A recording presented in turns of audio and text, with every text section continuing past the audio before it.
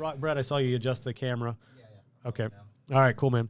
Well, let's get it started. So, David Voorhees, how are you, sir? I'm good. How are you? I'm very good, man. Did I say it right, Voorhees? You did. Okay. Nailed it. Even though I dropped an O accidentally on the first time I Two O's. Two O's, yeah.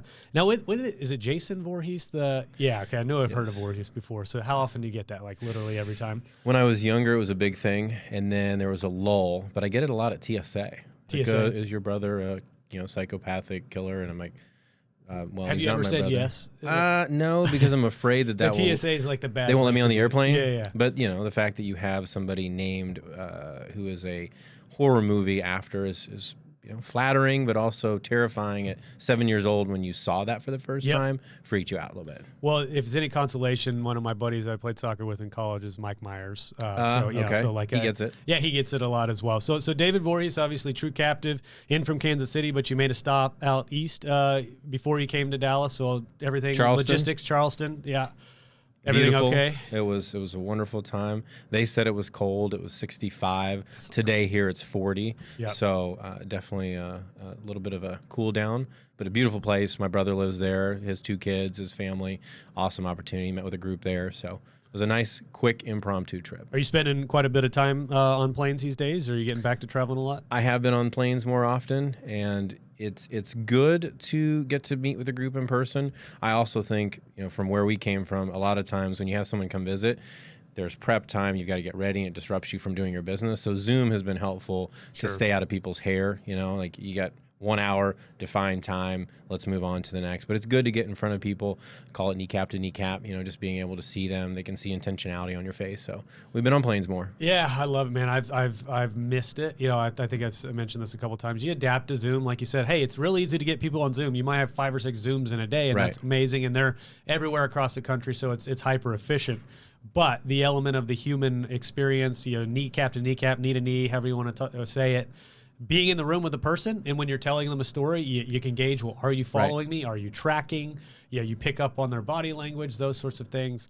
You can't do that on Zoom, especially if their camera's off, especially if they're muted. You might as well be talking to a wall at that point. Because they're multitasking. Yeah. And we're guilty of it too. I'm not pointing fingers because I multitask too. Same, man. But if that camera and the mute goes on, that there's a very low likelihood that they're actually listening.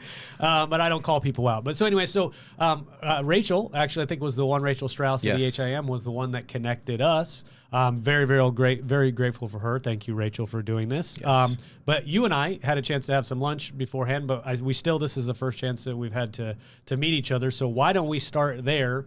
Let's talk about your background, your work history, family life, whatever you want to say, and tell us, kind of how you got into the captive space ultimately as well. Absolutely. It's a very unconventional story because my trade for almost 2 decades was HR and operations. So you wouldn't think that prototypically someone who built an insurance company would come out of HR. I would tell you it's the greatest education I've ever had. You get really application and access to all different departments. So you're really learning how to operate a business. But where it really started, and I didn't know it at the time, my grandfather, a retired World War II physician, came to Leavenworth, started his family practice, and as a young boy, I would go on house calls with him. Okay. And that's when insurance wasn't complicated and healthcare was very personal. You'd sit there and you'd see members of the family, and it wasn't really thinking about, claims or time with patients. It was practicing medicine. Yeah, you weren't thinking about, well, what's this person's coinsurance? No, I wonder. Not at all. Can you give me the copay before I see you? Yeah. And our insignia, which is the Caduceus. Yeah. So the Caduceus, back when people used different, more formal pens, he had a crossed pen and it had the Caduceus on it. And I would write on his prescription pad. I wasn't writing prescriptions, but I would write on his prescription pad. And when we started the business, my grandfather to this day has a great deal of influence on it just from what he stood for. I thought there was no better tribute than to put that into our sign because we are bridging insurance and medicine in the way that we can, right? We're not practicing medicine, but we're trying to influence people's experience and how they consume healthcare. Yeah, and it's interesting. When you were telling me that, going on the house call, I don't think I've ever had a house call from a doctor, but it feels like that is an appropriate way in which to consume healthcare. Makes it a little bit impersonalized. But you have a doctor come to you, right? And I'm sick. the willingness to come to you, treat me like a human being, find out what's going on, sit with me in my home. I mean, it couldn't possibly be more personalized than that. And I do think we've lost a huge element of that human connection with that sort of distribution or the dissemination of healthcare today. So that was kind of your early impressions of the marketplace. Did you latch on to medicine as a profession by going on these house calls, or did that influence you kind of in the direction of your career? It definitely did. Okay. So my father, a retired vascular thoracic surgeon. As you might imagine, grandfather, father, what would be the next step? Me to go to med school. So I did go to the University of Kansas, Rock Chalk Jayhawk. I went pre-med. I woke up one day and said, my why to practice medicine would be to make my father and grandfather happy. Cool. That's not a really good reason to practice medicine. There are people that do that and are wonderful doctors. That just for me didn't do it. So somehow I decided that the next logical path would be HR. Don't know how I got into it. Very happy that I did. But naturally I gravitated towards health insurance. And so I became somewhat of a fixer. And I would move from company to company and help them evolve the HR operations and then craft custom health plans internally from the group. And so my first self-funded health plan was 75, back when brokers said if you were basically nuts to take a group self-funded below 500. And we had a very, very successful run because of two fundamental components. One is creating a plan that protects the member, like the company, right? That's the first thing, is you have to have a well-defined program. But the second piece, and I think that this is really where we miss a lot of it, is what does the employee, what does the patient need, and what does it want? And how can the company create a culture, a unique program for that? And that's what I did. I would learn from the employees. What are you missing? What do you want? What are the things that keep you up at night? My very first vision was, it was a real estate company that I worked at, and we had a lot of low-level laborers that worked for the company, so they're groundskeepers, and they made $10 an hour. And I had a gentleman in Houston call me, and he said, David, I cannot afford $800 a month for my family, but I have to have health insurance. And that was that aha moment, almost where I felt a little bit guilty that I hadn't thought about that.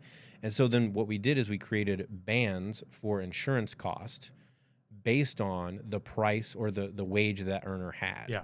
So not anything really terribly revolutionary, but that was teaching me, how do we wrap a health plan around the actual culture of the business to make it feel like it's theirs? And so I was moving from company to company doing this. And that's really how that thirst for insurance came. And that's really how we got to this point. Well, but you said it maybe was an unusual transition to choose HR instead of medicine. But, from an outsider perspective, there is the element of care, right? The caring about the human being. Listen, you talked on multiple occasions over lunch where you're talking about, I'm going to sit down and understand what this group's needs are, what they want, what problems specifically are they dealing with, either as individuals or collectively as a company. That's the same level of sort of that assurance and then listening that you're providing as a medical professional. You're just doing it in a way that stops short, of course, of delivering care. So, it's interesting, though, because you talk about HR, but it sounds like your focus a lot was on the benefit side of HR. Right. So how do you divide that time? Was it most of your time was focused on that, or do you have to do all these other things as well at the same time, right?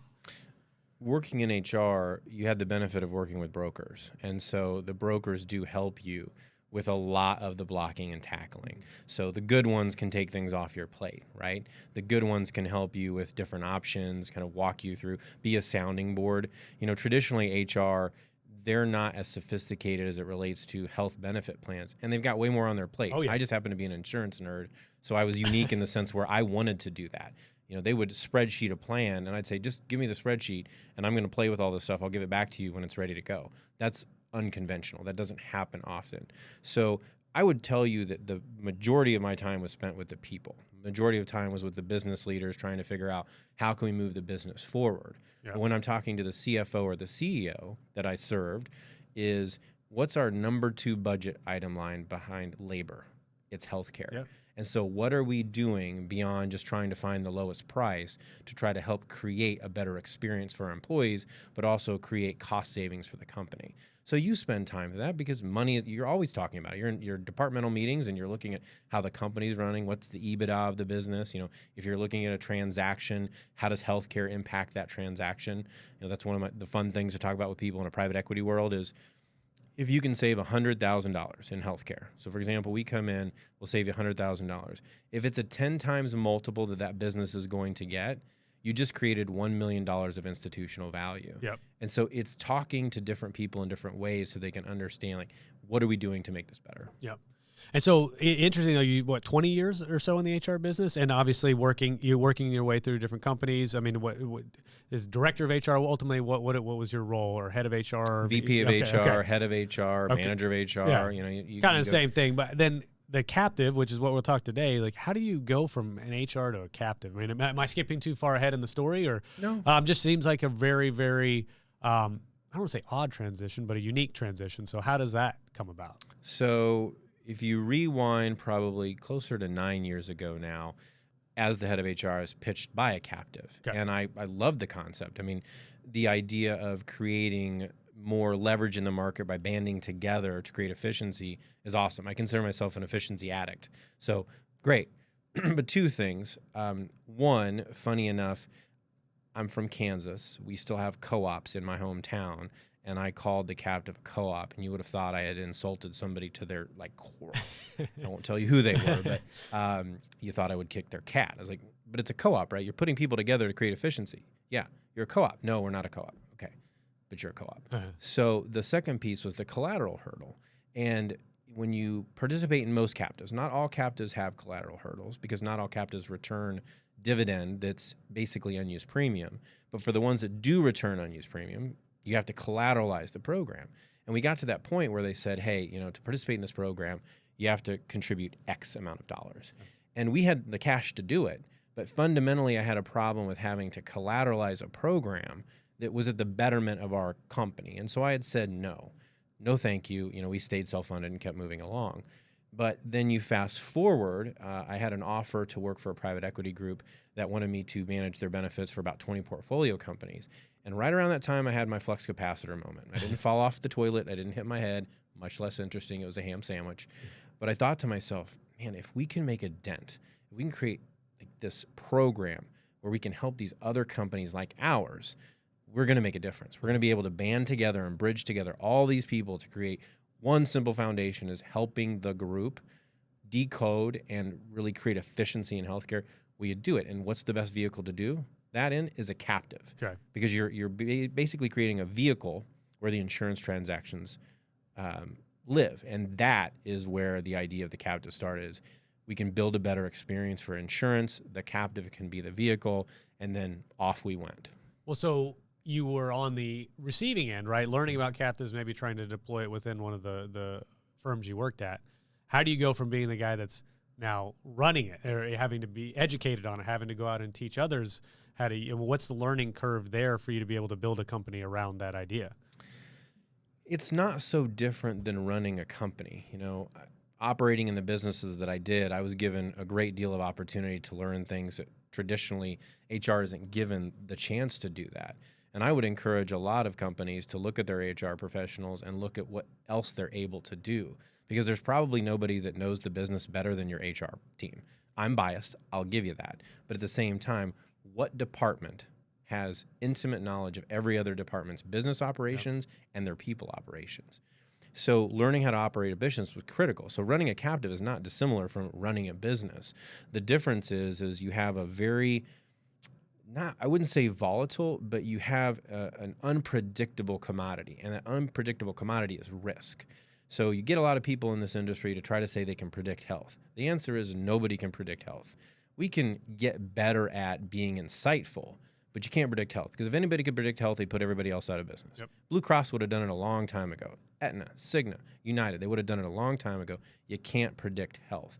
So the idea is, how can you create a risk-adverse plan that models itself around a commodity like risk? And so that was a little bit of the learning curve. I told my wife early on when we started the business, my first thought was, oh my gosh, what did I do? I just left a very successful career that was very solid to start something that, luckily, there's some great companies that had paved the way in building the awareness around captives, but we're largely doing something that no one has ever done before. What was I thinking, right? So that was the first hurdle. Got over that. So, that pit in your stomach of what did I do went away. And then the next one is okay, when the claims come in, how are we going to handle those? How are we going to create efficiency? Because the term, if you think about in the private world and the insurance world, I hate hearing this is the way we've always done it. Can't stand that. In the insurance world, what you hear is the claims are what the claims are. That is so wrong. It is not the claims are what the claims are. So my next phase of what did I do was, what are we going to do with these claims? Because I don't believe what the claims are is the saying that we should focus on. So that was the next hurdle is, okay, how do we create more efficiency there? So the learning curve of running a business, running an insurance company really isn't that different. Our principle is simple. It's focus on the member, i.e. the patient or the employee, and start there. If you can impact there, then the rest of it takes care of itself as long as you know how to run a business, right? Yeah. If you've never run a business before, sometimes running your first business is challenging. In this case, had some great opportunities before to run businesses and learn how to do that. So not a terrible learning curve, but enough. Yeah. Enough. Well, it's funny. I've and I told you I had Phil Holoka, who MedTrans on before you on Monday, so a couple days ago, and we got into a lot of the weeds, right? Of he had the onus was on him somewhat to explain some of the mechanics, which I appreciate him doing that, and we took it at the very baseline level. But it's also me. I've been in the stop loss world for 6-7 years now, exposed to self-funding even longer than that. I have a podcast literally around self-funding, but I knew one of my biggest blind spots was the captive. And it's mostly because I've only would get in passing some nuggets of how they're structured or hear it from the broker perspective, how they're making a recommendation for a group to go into it, but not necessarily all the moving parts and some of the language and terminology associated with it. So when I ask you about the learning curve, it's almost like my learning curve is happening in real time as well, which I also find interesting because it's starting to make more sense. So with that being said, even though it was done on the last episode and I've touched on it before, will you tell me briefly what a captive is in your own words, so that way somebody listening to it for the rest of the episode knows what we're talking about? Yes. So really, a captive is nothing more than an iteration in self-funding. So it's like self-funding with protection. So if you think about traditional self-funding, you've got a layer of risk that you take on your own. Mm-hmm. And so for folks that understand what a spec deductible is, that's simple, but a specific deductible is basically what protects you from smaller, more predictable claims. So you decide how much risk you want. So let's say you decide as a company you want $50,000 of risk per member. That's the foundation or the self-funded base. In a traditional self-funded model, then your stop loss kicks in and protects you above that $50,000. Yep. In a captive, the stop loss is combined with the captive. So the stop loss provider and the captive share risk together. Now, some do what's called a quota share, where they share that risk truthfully, like it's 60-40, 50-50. We do a floating layer, so we take 100% of the risk above the spec up to a certain amount. Okay. So we own all of the risk. We don't share that risk. So it's just a different way to finance it. We're not the only ones that do it, but that's really what happens. So what's the inverse of a quota share? What do you call that, the term, if you take all the risk? Floating layer. Floating layer. Floating layer. Okay. Yeah, floating layer. So in a captive model, the next step beyond spec is shared with the captive and the reinsurer. And then lastly, on top of that, which is where people get really tripped up. So when you talk to a CFO or CEO and you say self-funded or head of HR, they panic, because if you say $50,000 times 200 employees, that's way more than I'm paying today. You're starting to get into the teens of millions when my healthcare plan might be 1.1, 2.1 million. Yeah. So the sleep insurance or the aggregate protection covers them from the high dollar costs or a lot of little claims. And so that's the last piece of the captive. So you've got three modes. You've got self-funded layer, captive layer, which is self-fund or stop loss, and then aggregate insurance. Okay. So it's just another iteration of self-funding, but I think it is uniquely positioned to be successful in the smaller to medium size. So you can go as low as, say, 20. In some cases, you can go a little bit smaller, but the case is difficult there just because of the volatility of claims. And depending on the program, going to about 1,000 or more, depending on the program, because sometimes the cost advantages aren't quite as obvious at that size. But I would tell you, anywhere from 25 to 1,000, a captive is a really strong option, because rather than being a company of 250, you now are a company of whatever size the captive is. So in our case, you may be part of a program that sits with 6,000 to 10,000 members. So rather than be 20 or 200 employees, you're now part of a company of 6,000 employees, which means you've got economies of scale, which means you've got more leverage. And when you have your bad year, which actuarially speaking, you'll have 1 out of every 5, maybe 2 out of every 5 years, you'll have really rough health outcomes. That means that when that renewal comes, it's not just you going at it. Exactly. You've got some leverage in the market to say, let's negotiate our costs. You're not sharing your costs. You just have more leverage. Okay. Well, so, benchmark that real quick, and I know this is a little bit of a tangent, but captive versus like an association, right? Because the concept that you're describing is taking a smaller entity and rolling it up or pooling it with other entities so that it becomes a bigger, more predictable, aggregated risk is obviously easier to predict than some small cell. How does that differ from like an association of dealerships or something like that? Because I know there's probably a legal definition and also maybe some of the other mechanics you could perhaps explain to me. Yeah, associations sometimes participate in captives. Okay. Sometimes they have their own captive, or they come to a company like ours, which is a series captive, and ask us, because we're we're an approved regulatory body or approved regulatory chassis that they can use for captives. But either they're doing fully insured, so it's just a larger pool that the fully insured carrier will give them more discount because of economies of scale. Yep. They sometimes do self-funded plans on their own. Sometimes they do captive. So really the association is a homogeneous group, so a group of one type of risk, like you mentioned car dealers. There's another one out there with beverage distributors, which is a very large, reputable program that have banded together, and they are a captive. That's BevCap, right? That's right. Yep. That's right. So it's really an association's desire to fund healthcare in whatever way they find most meaningful. I think you'd probably find it being less compelling to be fully insured the larger they get. Of course. But in some cases, there's still a case to be made to stay fully insured if you've got a certain type of risk. Like, for example, hemophilia, very expensive condition. And in many cases, hemophilia sits better in the fully insured world. Now, I would argue with you that it's like any other risk, and if you price it accordingly, you can create efficiency by unbundling it. But a lot of times, the real risk, the high risk, sits better in fully insured. You just have less control over creating efficiency. Okay. Well, that's fair. Yeah, and sorry I threw that little curveball at you, but sometimes the conversation will trigger another thought. But we beat around the bush. Of course, it says True Captive on your jacket, so of course we'll be talking about True Captive. But tell me about that was what the transition you made to building your own captive. Tell me the inception. How many years have you guys been in business? And I read that you were one of the fastest, or are the fastest growing captive in the U.S. as well. So tell me some of the True Captive stories specifically. Yeah, 2 years. We went really fast. Wow. Okay. We went really fast. Very fortunate. I mean, one of the things, I think we hit the market at the right time. So you were talking about Zoom earlier. So when we started the company, I could be on each coast at any time during the day. Right. So, we might have 10 meetings a day, meeting with new producers in the field that we're learning or talking to groups. That's possible. We didn't have to be on the road to really build the foundation of this group. And since what we do is so unique, there's no other captive like us in the country.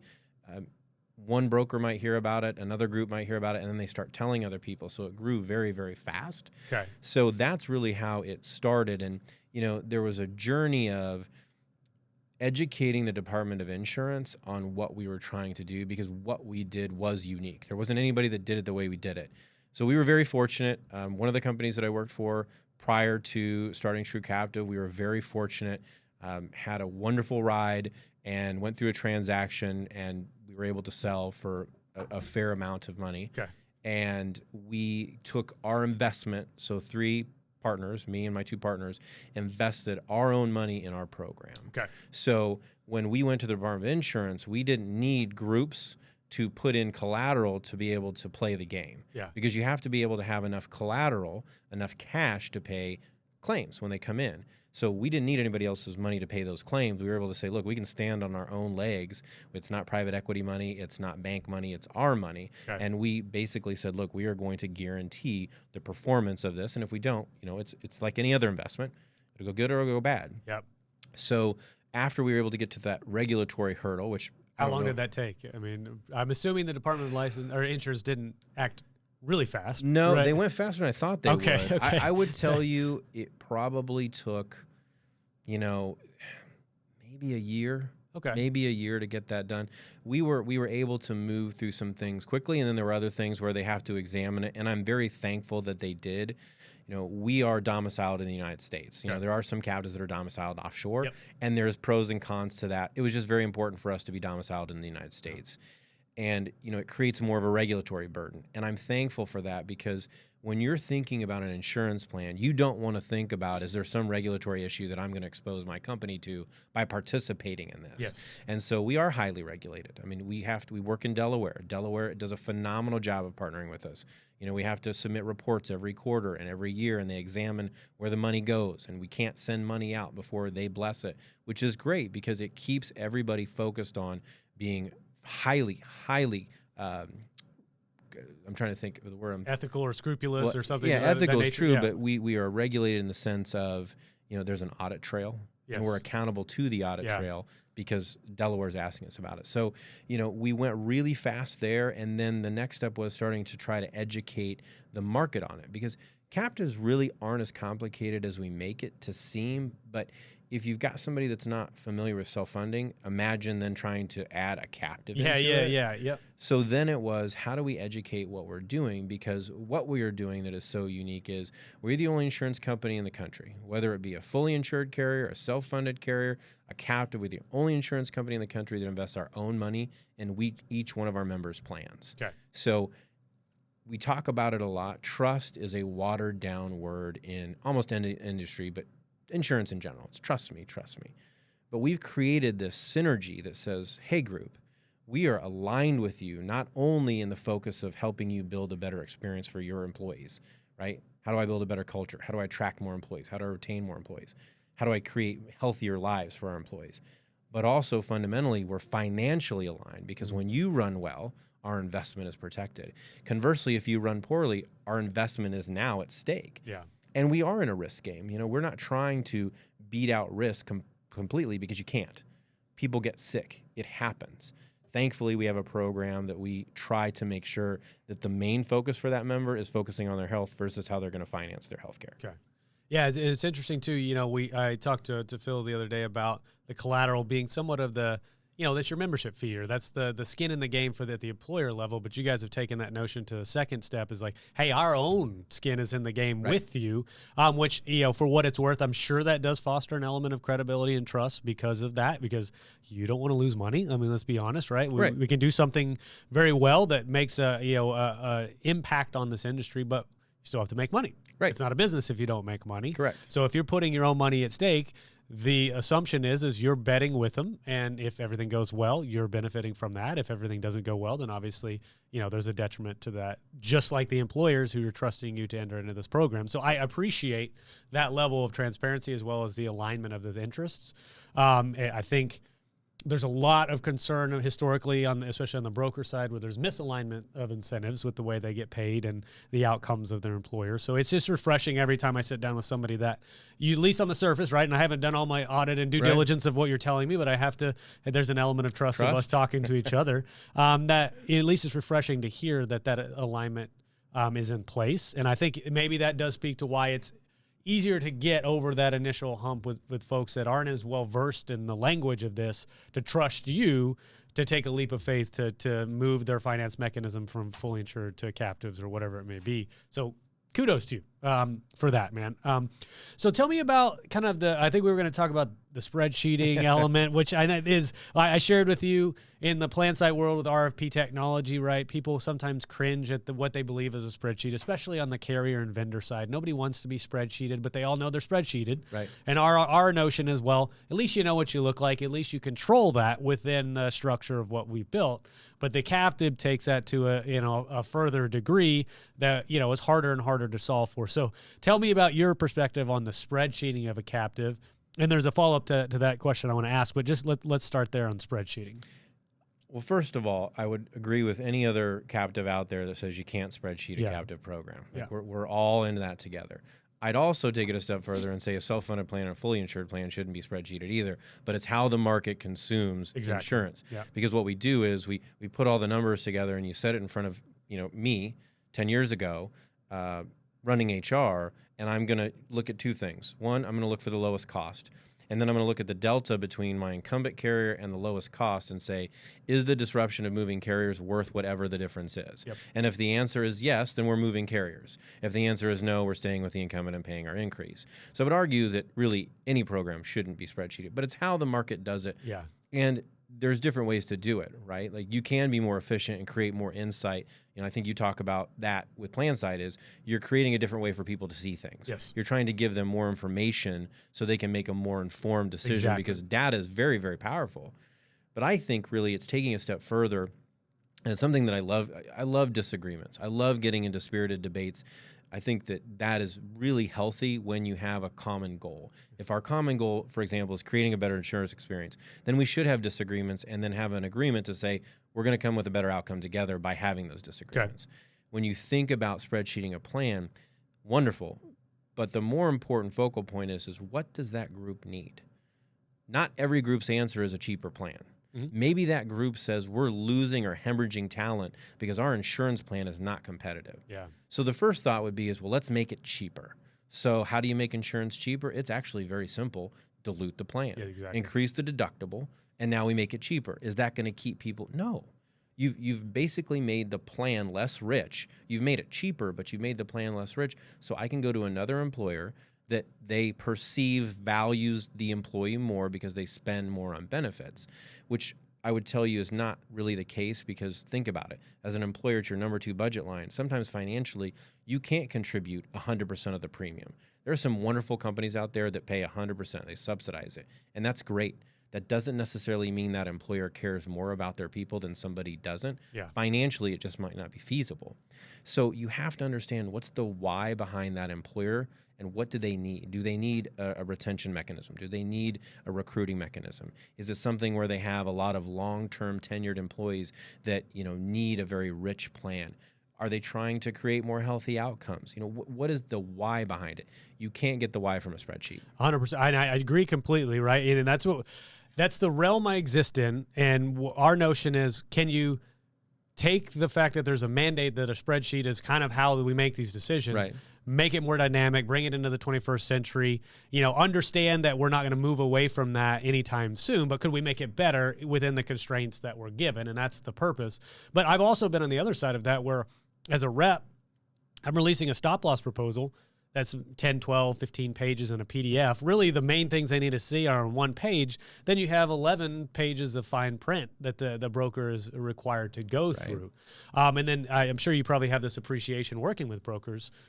They have to do that 10 times on one line of coverage, and then you've got 7, 8 other lines of coverage as well that they're expected to do that. So I think the spreadsheet was sort of born out of necessity, if you will. But I also appreciate the level of work that goes into taking all that in, like this funnel, and distilling it down into something that's comparable side by side.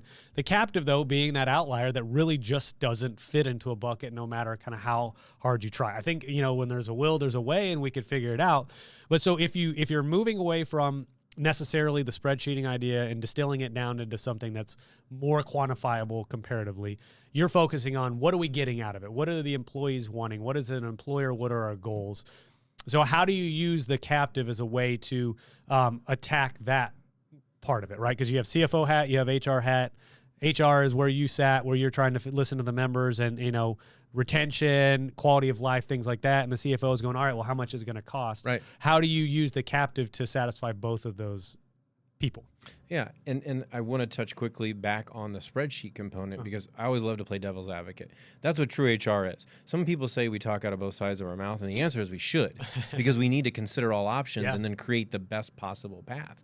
So if I'm playing devil's advocate saying, now if I go in and try to find the why for that employer, and I'm focused so much on that, what am I missing? I'm missing the numbers. I'm missing the ability to quantify or substantiate the why. Yep. You have to have both. So it's interesting. Maybe I should come up with a different way, or maybe we as a captive market should say something differently than you can't spreadsheet a program.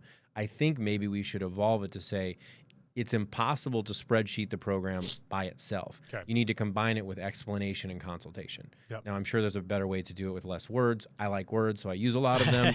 But needless to say is, it's not fair to say that we can do it without a spreadsheet because we can't. It just takes more conversation because the captive itself, as you were mentioning just a moment ago, the three people you might have to satisfy, whether it be the business owner, CEO, the CFO, and the head of HR. You've got to speak to different people. And in that vein, you've got to be able to show what is in it for them, right? What is going to satiate the need and responsibility of their remit?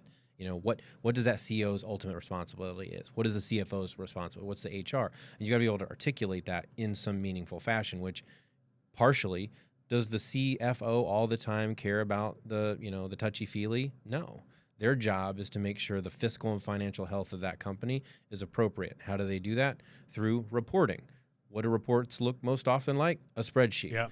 The head of HR, right? They're meeting people kneecap to kneecap, face to face. They have a really bad health expense coming out for somebody's child, and that employee's in their office and telling them this incredibly heart-wrenching story.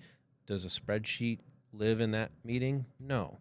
The CEO's job is a couple different things, right? Ultimately, the accountability and success of the business, both people and financially. And so what is the why for them? So it's the consultative conversation about what is a captive, how does a captive help you accomplish all of those things, and then how am I going to display that? Because if the captive sits into two worlds, and we talked about this at lunch, people get them confused. So a captive are two different things. There's the captive, which is the financial vehicle. It's the chassis. It's where the transaction happens. It's, premium coming in, claims being paid, money going out. That's the captive vehicle. It's a financial vehicle. Then there's the program management, which is where I believe the special sauce lies. Okay. It's kind of like spreadsheet and people. So captive and program management. So I've got transactions happening here. The program is, how am I influencing the behavior to create better outcomes? How am I looking at claims to create more efficiency? How am I looking at networks or high-performance providers, or using standalone diagnostic imaging centers, or just having a conversation with somebody who's scared about taking a generic medicine? My mom is that person. Okay. My mother will not take a generic pill. Why is that? Because she doesn't believe it works. Okay. So Rachel Strauss, who we were talking about, who works for EHIM, she uses the term purple glitter pill, which I've stolen. My mom takes the purple glitter pill. She will not take a generic, despite my father being a physician telling her that the same efficacy is in that generic. So if she were on an employer plan, right? They're both on Medicare, they're older, but if she were on an employer plan, so she is costing that employer a significant amount of money more because she refuses to take the generic. Now, here's the thing too. We won't force her, if she worked for the company, to take the generic. Because guess what? For her, it's important that she takes the name brand medicine, and it works, and her health is there. Great. There are others that'll say, you know what, I'll take that savings. I want to participate in more of a consumer-driven behavior, and I'll do that. Great. And that, I think, is important too, because if you put people in this risk box and force them to do something, now my mother, who might be a very tenured and very valuable employee, is going to quit. She's going to go to another company that's going to allow her to take the purple glitter pill because she cares about her health more than her job. And now you lost an employee, all because you try to fit everybody into that box. Yeah. So, one as a side, I have that same conversation with my wife about the fancy shampoo, and it's like, that's just a really fancy bottle that they took the same thing that Unilever or whoever is making all the shampoo for everybody. They just repackaged it and maybe slightly adjusted the formula, but it's probably the exact same thing as in the $5 bottle of shampoo. I've lost that argument. I don't even try to have it anymore. So that's her purple glitter pill. Is a really fancy shampoo. It's a really fancy shampoo and conditioner, and there's lots of them in our shower. But so kind of we talked a little bit about this, but I want to unpack it a little further. The right profile of an employer. We talked about size. I think we've talked a little bit about risk appetite. But for you, when you're going out and having these conversations, what is the right type of employer profile for you for a true captive? I would say initially it's anywhere from 25 to 1,000, and that's a pretty wide range. It is, yeah. Right. But that's not enough. So if you're looking for the cheapest price option, don't look at a captive, whether it be ours or others. Cheapest price is rarely the reason to choose a captive. Now, don't confuse that with captives are more expensive. In many cases, we're far more competitive than other options, or at minimum, right there with them. But it's a 3 to 5 year strategy. It's not a 3 to 5 year commitment because it's like any other insurance plan. You can leave after a year. But it's a 3 or 5 year commitment for you to really see the fruits of your labor, those behavioral changes, the cost savings, implementing a standalone PBM, using more efficient direct primary care options, direct contracts with hospitals. You don't see that in the first month. And so if you're literally looking at a spreadsheet going, my cheapest option is this, I'm going to pick it, wrong. Because if you sell on price, you lose on price. And in this industry, we know the competitors are always going to try to beat you on price. Every couple of years, someone's going to come around and try to go buy a bunch of business. Yep. And that's worked for years. I think it's terribly inefficient. I told you I'm an efficiency addict. I'd love to have my hands on one of those big plans and try to eke out some of that strategy. But if I'm selling on price, we're losing on price because next year someone's always going to have a cheaper price. So it's somebody that says, look, I'm tired of getting 15 to 20% increases, or heck, I'm tired of getting 5% increases with no why. So there's a company in Kansas City. I have tremendous respect for them because their CEO literally was a frontline employee 10 years ago. He worked himself all the way up to be CEO, which is a lot of hard dang work, and I appreciate that. We're having a discussion, and he goes, David, 3 years in a row, we've been nominated as the healthiest company in Kansas City. And for 3 years in a row, we've gotten increases. He goes, what the heck? You literally are telling us we're the healthiest company in all of Kansas City, yet we're getting increases. So it's that company that says, I'm tired of that. I want more control. I want to own my own data. And in our case, what we love to come to the table with is not only can we do all of that, but we're committed to actually trending down your costs. It's my favorite question in any meeting with a group. They go, so wait a minute, you're actively trying to help us pay you less next year? And the answer is yes, unequivocally yes, because there is so much money in this industry that you can help people save money and still be a profitable, successful business. No one is saying that insurance needs to be a nonprofit. No one is saying that we all need to stop taking money because it costs money to pay claims. What I think we all should be focused on is how can we do that efficiently while keeping everybody in the game? You know, can the employer continue to maintain the cost of inflation, the price of good, the price of labor? Can the health insurance company afford to pay the claims that are coming in? It's really easy to villainize insurance. It really is. It is. They provide a valuable service. You can argue that we can all do it better. And I say we because I'm part of the industry now. I can't point my finger and say insurance because I'm part of it. But I think it's incumbent of all of us to think about how can we create efficiency together and how can we do it equitably for everybody. So I think that's important to remember. You know, you can point your finger at the Bucas, right? I don't know if they like that name or not. Maybe they do, maybe they don't. I've never asked them, but I will because I like asking questions. But, you know, you can point your finger at the Buca and say they're bad. They're not. Are they inefficient? In some cases, yes. Are there captives that are inefficient? Sure. Are there self-funded plans that are inefficient? Absolutely. You betcha. Yep. Largely because insurance is designed to do one thing, is paying claims. You don't have anybody actively engaged in trying to create that efficiency, which is where I think we're unique, right? We're actively trying to help that person save money. So trying to reprice claims. So trying to have our partners at the PBM be consultative with employees and look at step therapy. Is direct primary care the right way, or virtual primary care, or virtual first strategy? All of those things are what creates efficiency in employer groups, and it's unique to every employer group, right? You got to ask those questions. Yeah. Well, I think that's you emphasize quite a bit. You're constantly asking questions that you're finding out. I think you even said you were going to meet with a group, and you're kind of thinking ahead of time of what are they going to be concerned about, or what questions would they ask me, or what questions would I ask if I was sitting in their seat at open enrollment, to know that, hey, this is whether or not this is actually a valuable service. I think in the instance you brought up was direct primary care. But that asking of questions, that Socratic method almost to get to the answer, I appreciate that you're taking that step. But let's talk the other side of this, because I always am hesitant, and I talked to you beforehand. It's like, I don't want to have somebody on and not know really the reputation of the company, or, oh, who did I just have on here? And all of a sudden you find out, oh, they're not as good as they said. But not to go down that path, but maybe the path of, who's the captive not for? We talk about some scrutiny, maybe some things that employers need to understand when they get into. They need to know. And so don't throw the objections to me as if you're the employer saying no, but what are some of the common things that it's not appropriate for this particular group to be in a captive? I think there are a few different things. So when we talk about what makes a successful customer, you have to think about what makes a non-successful comfortable or unsuccessful. And one of them is I'm looking for the cheapest price, right? Yeah. So that's not going to work. The second one is you have to reserve cash on hand. It's typically the same exact way you do it now. So let's say you pay one of the large carriers $50,000 a month.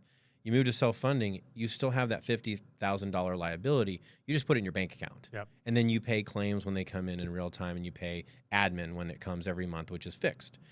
So there's not really a change there. So some people think it's more expensive. It's no different. You're just putting, instead of sending it to the carrier, you're just putting it in your bank account because you're operating partially as a self-funded plan.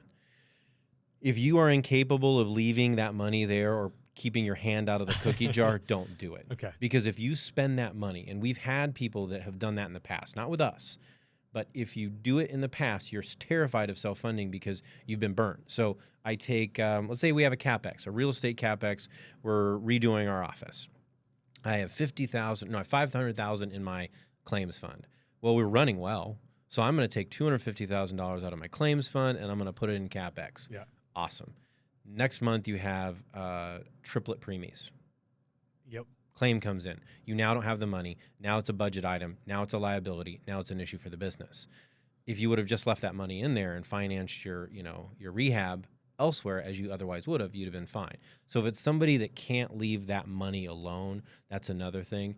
And, because of, for example, our programs are uniquely built to each member. So there's no two programs alike in our program. There's not like a risk playbook or a box that we force people to do anything.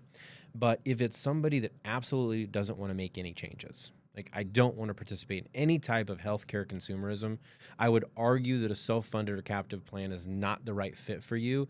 It's not like you have to wholesale sing Kumbaya and go walk around your parking lot every day because you're trying to lower BMI and stop people from smoking or don't drink or don't eat this. We talked about the candy bar and the apple, that everybody has to pick the apple and not the candy bar. We're not saying that. But if you are vehemently against any type of healthcare consumerism, you probably shouldn't be in that because that's what a carrier is for. A large carrier is really just a transactional thing. Yeah. I pay premium for health insurance, nothing else. There's no impact on the behaviors, there's no impact improving the outcomes for their families. It's literally just a transaction. Now, it's a great service because if you need it, it's there, but there's no effort to try to make it any different. So if you like that experience, if you're like, hey, I want to set it and forget it, I don't want to think about it, I don't want to have to do anything that helps me make or save money, probably ought to stay out of being in a captive.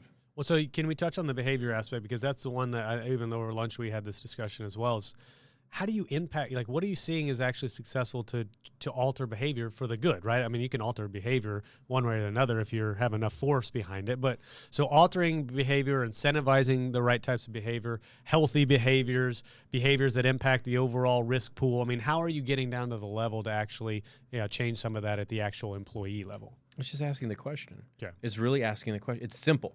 It is simple, yet it's so hard to do. Ask the question.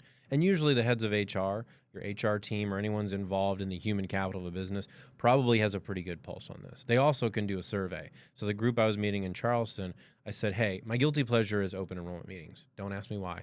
I just love being with the group. Okay. And I said, I'm going to come back in December. And so I'm going to meet with them. I said, before we meet with your whole company, what I'd like for you to do is do a quick survey and find out what do they want? What are things that they crave? And then we're going to align what they want into incentivizing healthy behaviors. Okay. Because we talked about the apple and the candy bar. Yeah. How do we make someone do the apple? And if you remember what I said was you can't make them. You have to understand why eating the candy bar is more important to them than eating the apple. And if you understand the why, then you can help give them an opportunity to change the behavior. We don't want to force behaviors because very little do you ever change a behavior if you're forced. It's the same thing with when you're trying to diet. They tell you never take anything off the board 100%, because if you do, you instantly already want it again. Yeah.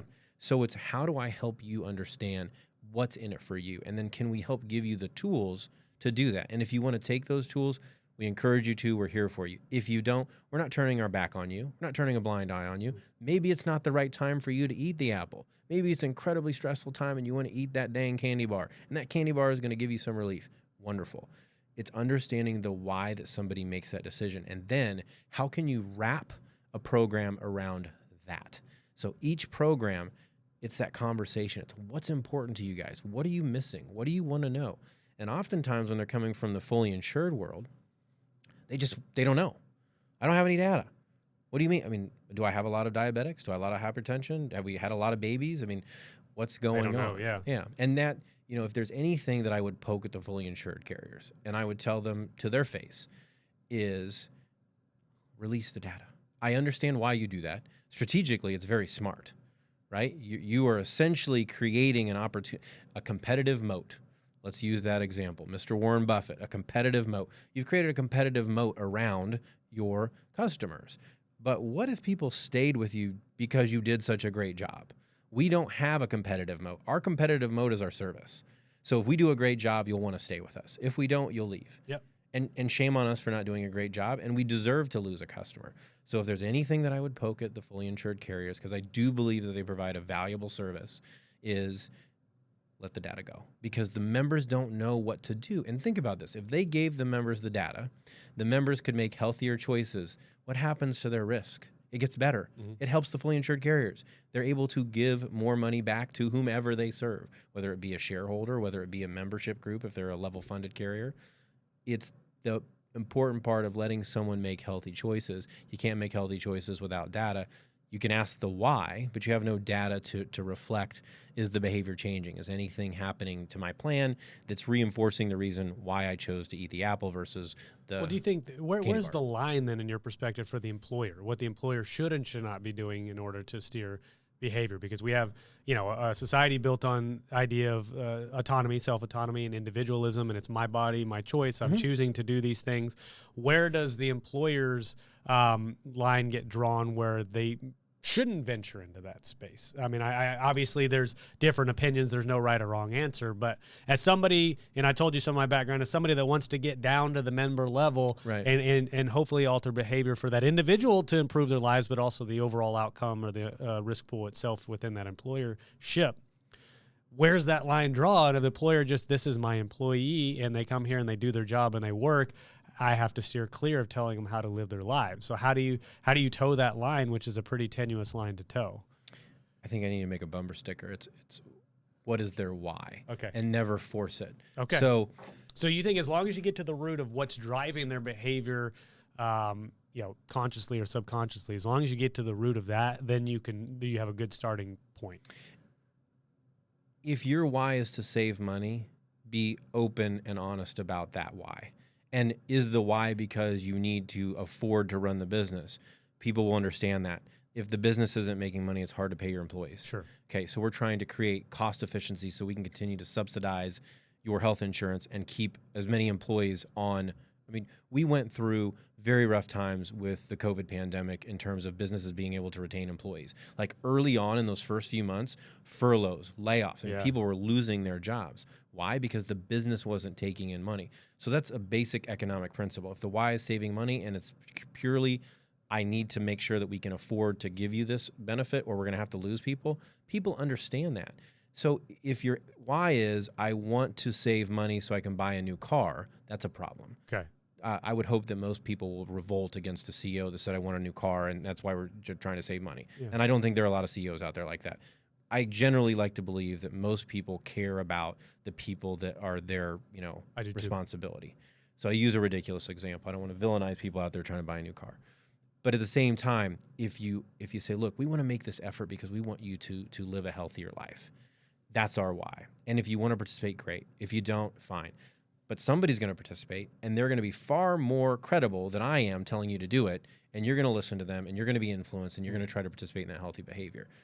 That's that concept of allowing, your first 60% of employees to adopt this, and your 40% that are laggards that are saying, I don't want to do this, I'm not sure, and then they slowly come over because they see success, and then the people that are like, I don't want to do anything, they're like, they're doing a good job, so I'll try it. And some may say this is awesome, and some may say I liked being over here and not doing it. Okay. That's okay. You don't want to intrude in somebody's life and say, tell me how much you weigh, what's your BMI? Hey, insurance company, how much credit are you going to give me if we take 5% off of BMI? That's ridiculous. That's not really trying to impact somebody's quality of life. I'll tell you, in insurance, if you think about risk, a blue-collar worker or gray-collar worker is a better insurance risk than a white-collar worker. Because a blue-collar worker is going to go to work no matter what, unless it impacts their ability to actually do the job, right? Okay. So let's use the example of arm. If your arm doesn't work, you can't pick up a box. So if my arm doesn't work, I can't pick up a box, right? Mm-hmm. But if I'm sore, I'm hurting, I'm going to go pick up that box because my wage depends on me being there. So the blue collar probably uses anywhere from 20 to 40% of insurance, which to an insurance company, woohoo, all day long. And if they get hurt on the job, it goes to workers' comp, so it's not healthcare. So again, from just a pure risk perspective, people are saying, woohoo. Think about it as a human. Those folks are working later into their lives. they're doing a lot of harm to their bodies. So their quality of life is less when they retire because they devoted so much of their bodies to their job. So what if that risk used 60% of their insurance? I would argue that's still a really good bet, right? But we're helping them improve their quality of life by taking care of their bodies while they're devoting it to it. And those are simple economic concepts that pay real dividends to human beings who are working their tails off for you in the company. So for a 20% margin, which still makes them wildly profitable, they might have a better quality of life in the job, more satisfaction, and then ultimately when they retire, a better quality of life. So it's a win-win. They're still profitable, but you're doing the right thing. Mm-hmm.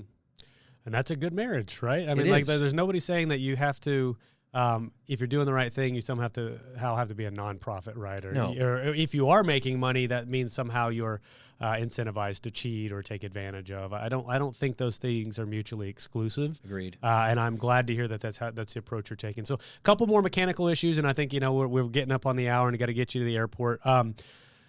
Regulation, and I think maybe this goes into, we were talking about the 831, is it 831B? 831B. 831B. Tell me your perspective on that, because that is and how are we on time with you? Good. Okay. The 831B, how is that mechanism being taken advantage of? What is the potential for unscrupulous decisions around tax liability and those things, and why has it perhaps been tainted to a degree from a regulatory perspective, people that do that?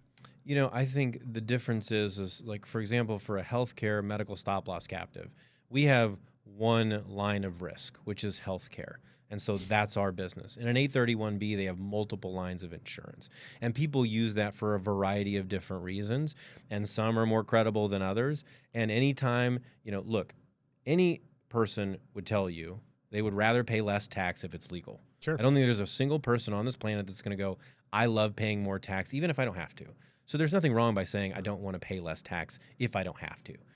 At the same time, there is a balance where the IRS is going to say, if it's not quite where we want it to be, we're going to ask questions. And if you can't answer those questions, now we're going to have reason to continue to look into things. And that's with anything. Mm-hmm. So if you think of an 831B, there's some really good ones out there, and there's some ones that have gotten pinched. And I didn't research why they got pinched, but something would tell me is that line in which the IRS was interested in it, they had more questions. So the difference between a medical stop loss captive is we only have one line of risk, and it's healthcare. So when you look at us, it's really simple to see claim, risk. So there's always claims inside of our line of insurance. In an 831B, there are multiple lines lined up, and if there's no risk to it, sometimes that creates a question. Okay. So again, if the focal point is to participate above board and to offer value to whomever your customer is, I think that you have a winning solution no matter what kind of captive you are. Now, if you have an ulterior motive, then that's when you can get into a pickle, right? I mean, that's where transparency is important. So in a healthcare captive, we are required to share the information of all the performance inside of what's going on. So all of our members get to see not only their health benefits, but they get to see the performance of the captive itself. Now, they don't get to see everybody's individual healthcare. So I want to be sure from a HIPAA perspective. This is the bordereau report, right? Is that what's the bordereau? Maybe I'm misunderstanding. It's just the annual report, right? Okay. It's the annual, and everybody has different names for it. Okay. So it's the annual report. It's a roll-up. So you're looking at all of the performance of the captive. I see. So you don't get to see that if you have a company, I don't get to see all of your health outcomes. I just get to see that, the vast majority of our programs are performing at X, and here's how much money we spent on claims. So you get to see it. There's true transparency, and that is awesome. Yeah. Because it holds you accountable. Clarity is the friend of accountability. So if you're clear and you show everything there, you can be accountable. So I think that helps too, is when we're looking at the regulatory board and they're looking at our outcomes, well, our customers already know what's going on. So it should be a formality with the regulators when they look at our books, because guess who else has looked at our books? Our customers. Yeah. And I think that's the fun part is if you ever have an incentive to go off the path, well, look no further than what's in front of you. And if the juice isn't worth the squeeze, don't do it. Simple fundamental. Juice isn't worth the squeeze. Don't do it. Don't do it. I like, that's a good rule of thumb to live your life by. That's right. It's simple. Yeah. So kind of last question, and then we'll wrap up, where people can get a hold of you. But I always ask people their perspective on the future of the industry. You talk about how unique your captive is, or right, where you're the only one that's doing it quite the way that you're doing it. So perhaps the future is what you're doing, since it's been 2 years. But is there a further iteration of the captive model that you see is potentially on the horizon, or even just more industry wide, kind of where the healthcare industry is going? I think healthcare is in a really good position to be transformative and get back to some of its basic roots, while evolving with all the technological advancements and people who are interested in what we do. And what I mean by that is, look, we are in a human business. We are taking care of people's lives, right? Whether we're financially responsible for them or physically from a practitioner's perspective who's delivering the practice of healthcare. But I think we're at a point where people are now finally so perturbed. I wish it didn't take that, but they're so perturbed. They're like, look, we're not going to do this anymore. We refuse to participate in the way that the industry has been put in front of us. And again, let's not villainize the way that it was. It's that's how they learned how to do it, and that's how they've been doing it. Maybe it's inefficient, but it's been providing something that's been pretty valuable for people's, perspective. Yeah. But I think what's going to happen is you're going to see more people demand more out of their insurance carrier, which they should. They should demand more out of us. Mm-hmm. We have a very big responsibility. So demanding more is going to create more awareness. And listen, nothing moves people more than money. And if your consumers are saying, I'm going to go elsewhere, you're going to make the change. So whether you make the change because you think it's the right move, which I think that's the easiest path, or you make the change because your consumers are telling you, either way, we're getting to the same place, which is taking better care of our customers, taking better care of our patients, getting doctors away from focusing on the time spent with patients. That to me is ridiculous, right? If you're in there going, gosh, my boss says I got to spend 15 minutes with my patient, wrong. That's a bad way to practice medicine, but we forced that on them. So let's not villainize the medical profession. I think we're going to see all this transaction of money that has come into healthcare. I mean, captives are growing everywhere. New insurance carrier, health plan. I think we're in this dawn of reinvention. Okay. And then I think what'll happen with that is you'll get a few of us who do a really, really good job, and you'll see a couple of bellwethers lift up, and you'll have a choice then. Does the bellwether lift up and then decide to steal the market share, which that happens? You can't fault people, right? They want to make money. Or does their light shine brighter because they combine forces with other best of breeds to create a better and more superior experience? That's where I hope we're going. And we're working our tails off to be part of that effort of saying, look, we don't want our light to shine bright because our light is just the brightest. We want our light to shine bright because we brought other people with us, and that's created a collective power of best in breed service and support to our members that we serve. I'm going to leave a second, because that was amazing, and I'll probably end up encapsulating that. But last but not least, David, True Captive out of Kansas City, where do people get a hold of you? If I wanted to talk to you or one of your salespeople, what's the best way to do that? TrueCaptive.com is a pretty easy way to go there. You can reach out to us. One of our sales members will get with you. You can send us an email at info@truecaptive.com. Someone will respond to you that way. If you are a member of your group right now and you have a broker, ask them to reach out to us. We're always happy to have that discussion. And even if we're just having a discussion to educate you on self-funding, it's worth our effort and time.